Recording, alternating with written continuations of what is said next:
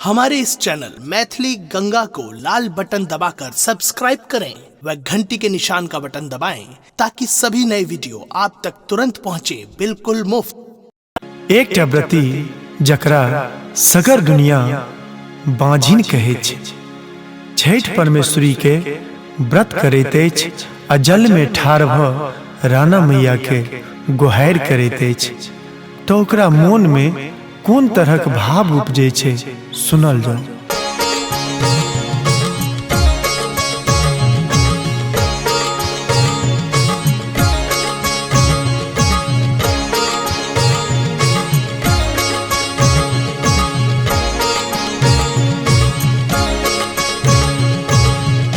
अपने सुन रही थी गंगा कैसे की प्रस्तुति।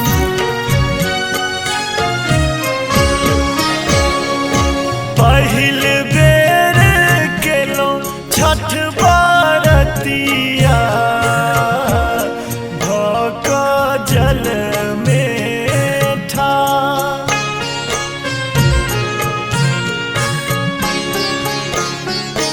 करुणे कृपा छठी मैया सुनियो हमरो पुकार।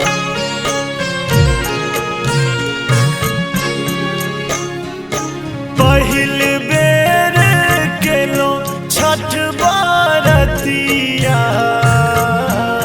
भक जल में ठाढ़,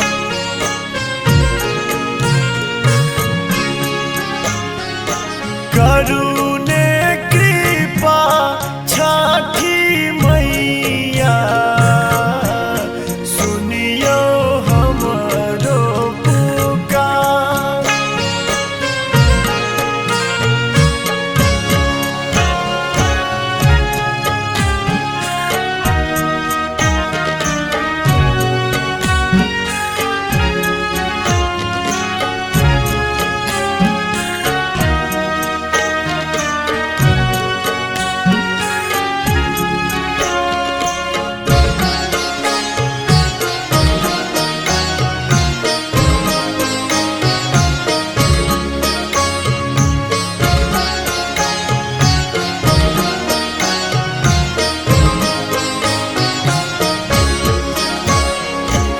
एकटा लालन केर खातिर सुन हमर संसार,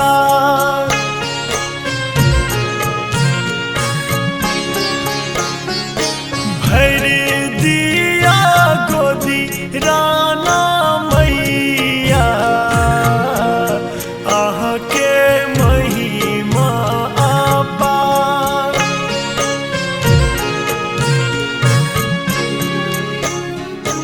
पहिल बेर केलो छठ बरतिया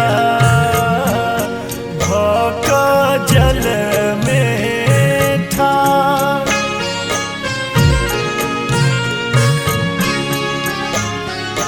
करुणे कृपा छठी मैया सुनियो हमरो पुकार।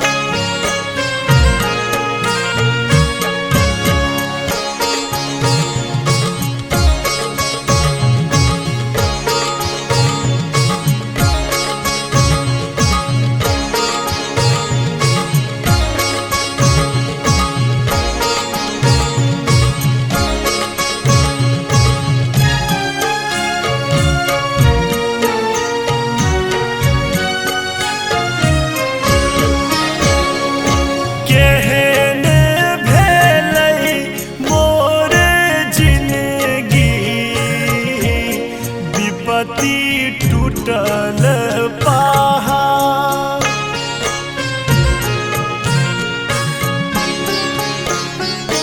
बाझिन कहै यारी दुनिया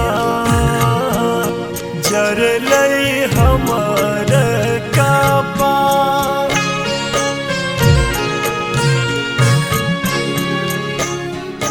पहिल बेर के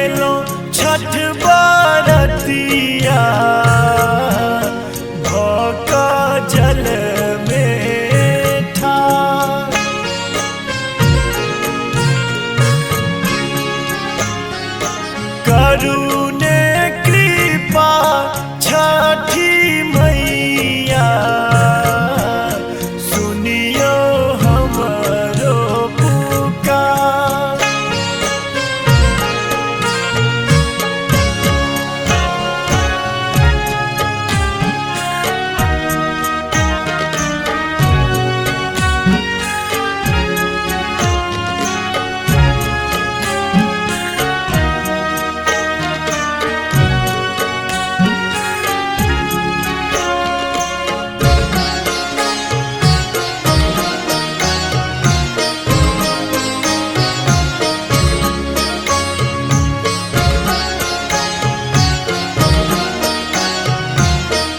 अपने सुन रहे छी गंगा कैसेट के प्रस्तुति।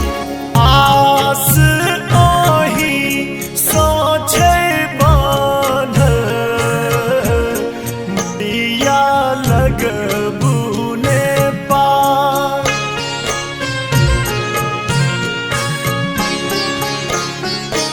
करियो क्षमा मोर गलती विनती करियो स्वीकार।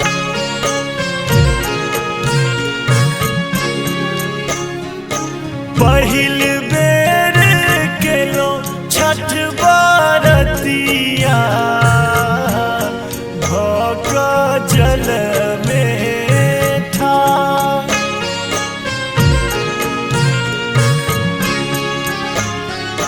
करुणे कृपा छठी मैया सुनियो हमरो पुकार।